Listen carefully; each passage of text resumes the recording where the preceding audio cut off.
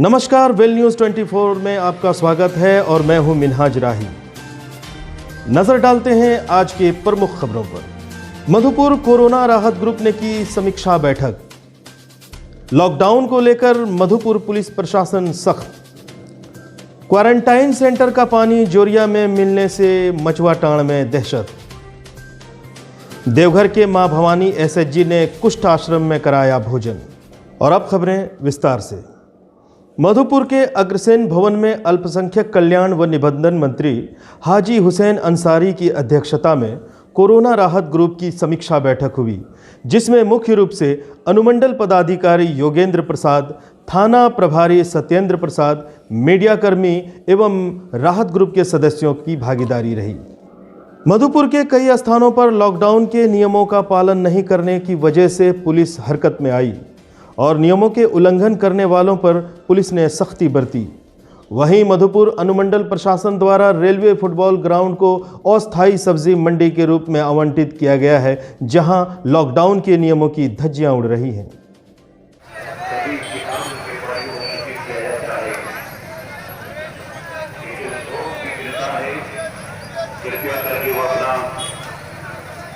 रसीद ले लीजिएगा, अन्यथा कल से बेचने की आज्ञा नहीं दी जाएगी। ये आदेश नगर परिषद के द्वारा आपको। मधुपुर के राजा भिटा स्थित पॉलीटेक्निक कॉलेज को क्वारंटाइन सेंटर बनाया गया है, जहां का गंदा पानी जाकर बगल के जोरिया में मिलती है। जोरिया से सटे मचुआटांड़ मोहल्ले के लोग इन दिनों काफ़ी भयभीत हैं। मोहल्ले वासियों ने शिकायत की है कि हम इस पानी का उपयोग नहाने, कपड़े धोने आदि में करते हैं, परंतु क्वारंटाइन सेंटर का पानी जोरिया में मिलने से कोरोना वायरस के खतरे को लेकर ग्रामीण खौफजदा हैं। पॉलीटेक्निक कॉलेज में क्वारंटाइन सेंटर का एक वहाँ पर बना दिया गया है और उसका जितना भी पानी है, ये वेस्टेज पानी सारा का सारा इस नदी में छोड़ दिया गया है। हम लोग का पानी का व्यवस्था नहीं रहने के कारण सारे के सारे ग्रामीण हम लोग इसी जोरिया पर निर्भर हैं। जानवर से लेकर आदमी तक सारे लोग इसी पानी को हम लोग व्यवहार में लाते हैं। हम लोग को भय है कि यदि इस सेंटर पे जल्दी से जल्दी कोई सरकार अपने स्तर से कार्रवाई नहीं करेगी तो हम लोग बहुत दिक्कत में आ जाएंगे। इसलिए ये कार्रवाई जल्द से जल्द मधुपुर प्रशासन और ख़ास करके डीसी मैम से अनुरोध है कि जल्द से जल्द इस पर कोई कड़ी कदम लेने की कोशिश करें। पॉलीटेक्निक कॉलेज, वहाँ पे क्वारंटाइन पेशेंट को रखा जा रहा है। तकरीबन 60 पेशेंट वहाँ पर है।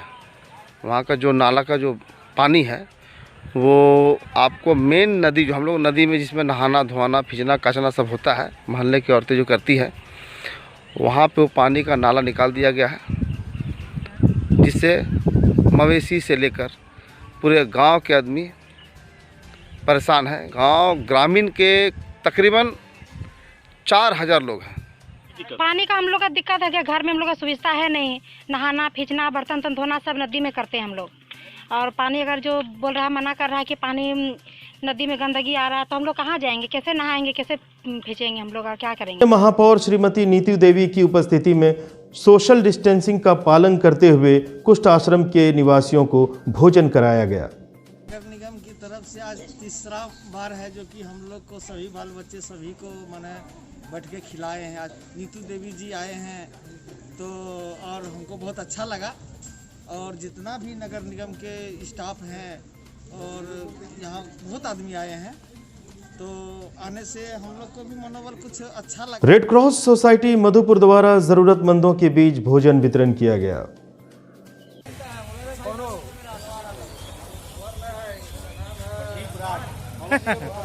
हाँ, ले लिया। पलामू लेसलीगंज के जुरू प्रखंड इटहे से कोरोना संक्रमण के 3 पॉजिटिव मिलने की सूचना मिलते ही मेदिनीनगर सदर प्रखंड सुआ पंचायत के सभी मुख्य सड़कों को मुखिया दुर्गावती देवी, पंचायत समिति यदुवंशी सिंह व ग्रामीणों ने ब्रैकेटिंग लगाकर सील कर दिया। इधर लॉकडाउन को प्रभावित तरीके से लागू करने को लेकर प्रशासनिक अधिकारी भी सक्रिय हो गए हैं। देखिए पलामू से संवाददाता धर्मेंद्र सिंह की ये रिपोर्ट। डाल्टनगंज से मुख्य सड़क जो आने वाला सुगा कुड़िया है उसका सील किया गया। भूसी में जो डाल्टनगंज से आने वाला था वो मुख्य सड़क को सील किया गया। निराला टोला सुगा स्कूल जो चियाकी से मेन रोड है वो भी सील किया गया है। जोरकट से आने वाला जो रोड था उसका भी सील हम लोग किए हैं और गोदाम चौक पर जो अथी है उसका भी सील किया गया है। लोहार टोलीगंज जब जाने वाला रास्ता है उसका भी सील किया गया है कि ताकि हमारे पंचायत में किसी प्रकार का कोई नहीं घुसे और कोरोना से बचाने के चलते हम लोग जागरूक कर रहे हैं। पूरे पंचायत में सील कर दिए हैं जो कि लेसड़ीगंज थाना तक से आ गया है। इसी चलते हम लोग अपना पंचायत का सील कर दिए हैं। किसी का घबराने की जरूरत नहीं है। कोई बाहर से आदमी मेरे गांव में आए नहीं, क्रॉस नहीं कर सके, मिल भेंट नहीं कर सकता है। हम लोग ये रखे हैं और जो सरकारी लाभ होगा हम लोगों के पहुंचाएंगे, घर तक पहुंचाएंगे। घर बढ़ाने के कोई आवश्यकता नहीं है। और आइए देखते हैं अब लॉकडाउन के नन्हे कलाकार। में से भर के तैयार की, खींच खींच के निशाने हूँ मैं मारती।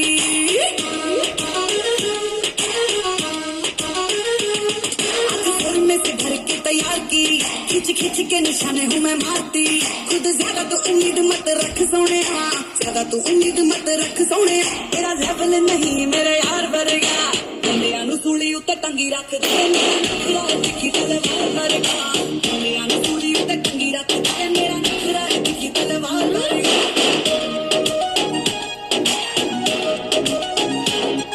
तो कितनों भी लंगा मेरे होने चाहिए, नेचुरल ब्यूटी करे है कहानियां। ताईना मुझ पे तुम्हारे सोने, ताईना मुझ पे तुम्हारे सोने। तू जरा सा भी नहीं मेरे यार वर्गा, कंडिया नु सूली उत्ते टंगी रख दे। नखरा दिखी तलवार वर्गा, कंडिया नु सूली उत्ते टंगी रख दे। मेरा नखरा दिखी तलवार वर्गा। বড় লোকের বেটিলো লম্বা লম্বা চুল, এমন মাথায় বেঁধে দেব লাল গেন্দা ফুল।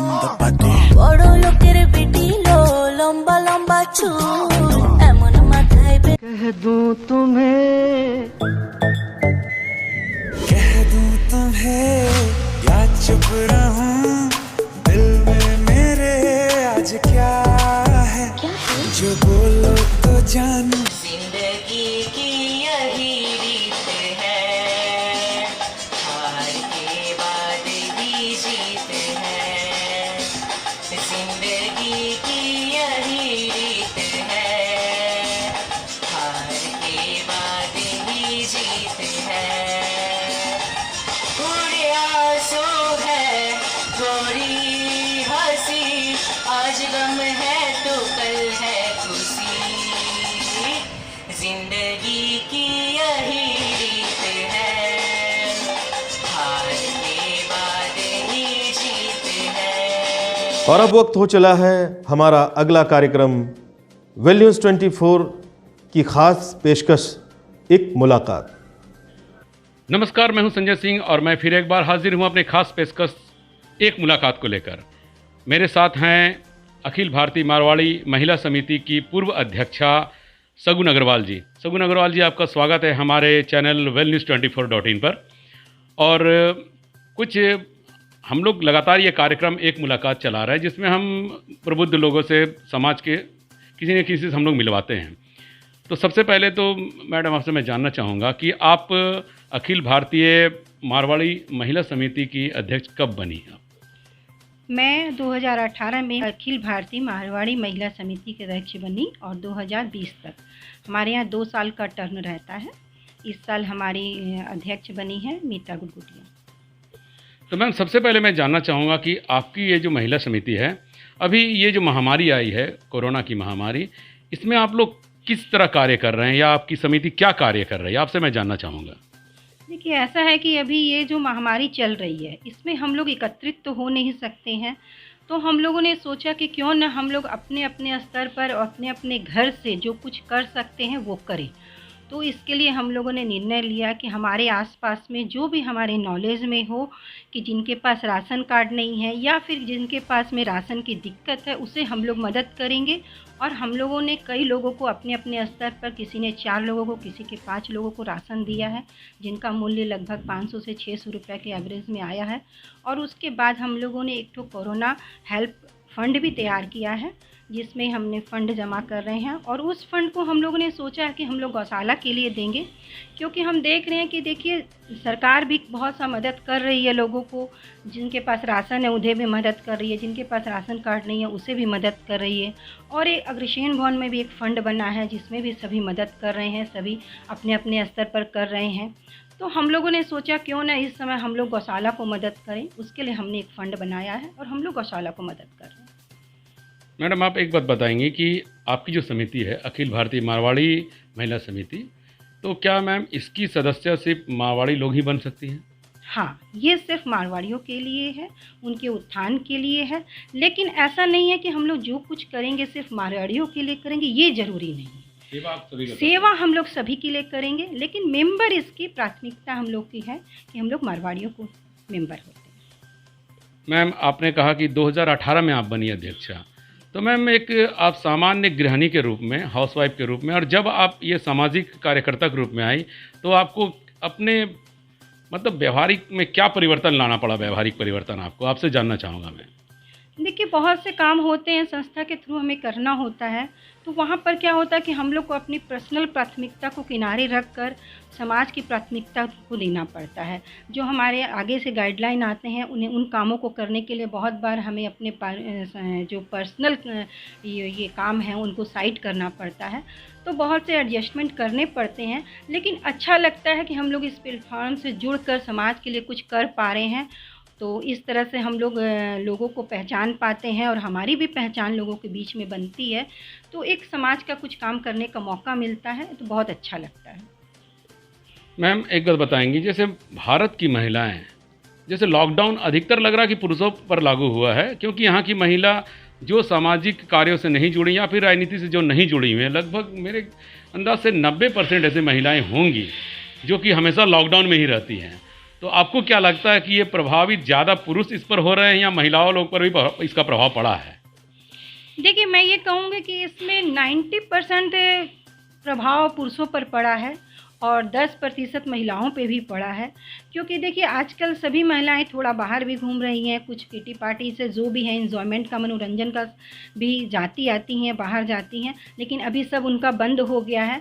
तो 10% तो उन पर भी असर पड़ा है और ज़्यादा तो 90% पड़ा है पुरुषों पर।